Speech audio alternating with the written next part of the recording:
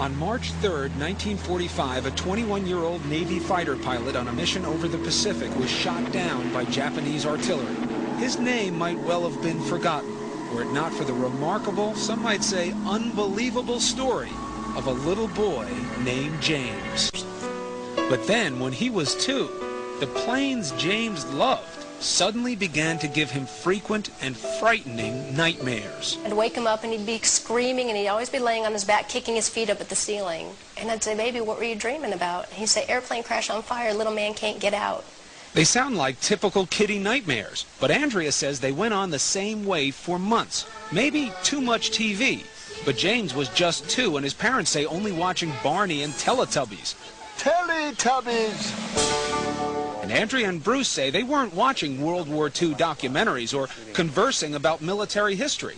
This is an F-18? No, that one. So what explains the nightmares and James's strange obsession with airplanes? I talked to my mom about it a lot of times. My mom had said maybe he's remembering a past life. What did you say? Politely, baloney. No, having a past life is not the initial conclusion that you come to. You try and figure out any other way he could have. Did he see anything? Has there been anything on television, anything that we've discussed? But as time went by, Andrea didn't know what to believe. Here's James at age 3, going over a plane as if he's doing a pre-flight check. He would continue to say and do things that were puzzling, like the time his mom bought him a toy airplane. And I said, "Oh, look, there's a bomb on the bottom of it." He said, "That's not a bomb, Mama, that's a drop tank." A drop tank?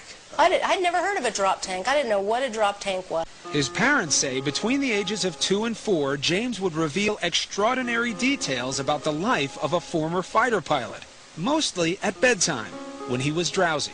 Bruce said, "What happened to your plane?" He said, "It crashed on fire."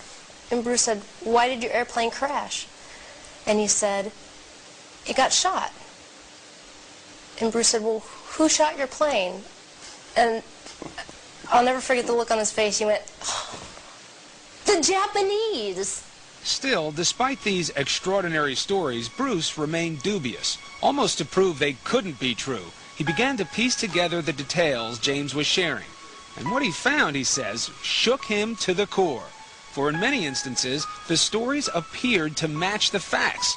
James seemed to be recalling real events, real people, in the life of a man who'd been dead for almost 60 years. Bruce had always said, "What kind of plane did you fly?" And he said, "A Corsair." Yeah. He said a Corsair? He said the word Corsair. Not only did James remember flying a Corsair, he demonstrated knowledge of the plane's peculiarities, like the time he was flipping through a book about planes when he was 4. And he got to the Corsair and he said, "That's a Corsair." And he goes, "You know what? They used to get flat tires all the time." In fact, historians and pilots agree that the plane's tires took a lot of punishment on landing. Of course, this is a fact that could easily be found in books or on TV. But then, James began to offer up the kinds of specific details his parents say are harder to explain away. Another night, Bruce had come in and he said, "Do you remember where your plane took off?" And he said, "It took off of a boat." "Do you remember the name of your boat?" "Natoma." "Do you remember what your name was?" And he'd always say, "James." His name is James. It never really occurred to us. We thought he just wasn't understanding the question. So I said, "Do you remember any friends or anyone else that you flew with?"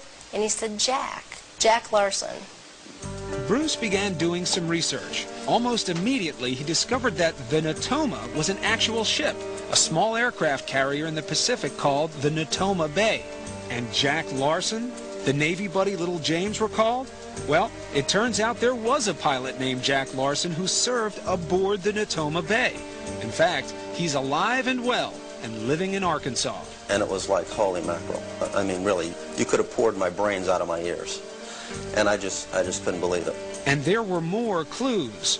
Around this time, James began signing crayon drawings and other artwork, James 3. One day I asked him why he's calling himself James 3. It was because I'm the 3rd James. And every once in a while you ask him that today, and he'll still say the same thing. And one day, while leafing through a new book about the Battle of Iwo Jima, Bruce turned to an aerial photo of the Pacific Island. James was seated nearby. he pointed to it and he goes, "Daddy, that's where my airplane was shot down." And I said, "What?" He said, "That's my airplane got shot down there, Daddy." And I just went blank. I couldn't say anything. By then, Bruce had become a man possessed, searching the internet, combing through military records, and interviewing men who served aboard the Natoma Bay. Finally, a breakthrough. He learned that there was just one pilot from the squadron killed at Iwo Jima. That pilot, James M. Houston Jr. Is this why little James was calling himself James III? It just crystallized in my mind. This has to be who we're talking about. You know, my meter of skepticism was starting to go over toward belief. When little James would describe being shot down, he told of how his plane had sustained a direct hit on the engine. We had an airplane, and I said, "Well, can you show me where it was?" And he pointed right up to the front of the engine. That's what makes this man's story so intriguing. His name is Ralph Clarber. Clarber was a rear gunner on a TBM Avenger that flew off the Natoma Bay. On March 3rd, 1945, he took part in a raid near Iwo Jima. As it happens, Clarber's plane was right next to the one flown by James M. Houston Jr. It was to be Hugh's last mission before leaving for home the following day. As Clarber recalls, the sky was thick with enemy flak. We experienced pretty heavy anti-aircraft fire, but this was the most intense that I experienced at any time. Suddenly, a flash near the nose of Houston's plane. I saw the hit. I would say he was hit head-on, yeah, right on the middle of the engine. Just as little James had described it. So what do you believe now about your son James? I believe that he had a past life. I believe that in his past life he was James M. Houston Jr. And he came back because he wasn't finished with something. And that's essentially what I believe. Dear Bruce and Andrea. And he's not the only one.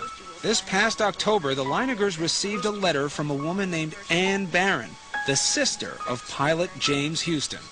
Andrea and Bruce had contacted her about their little boy.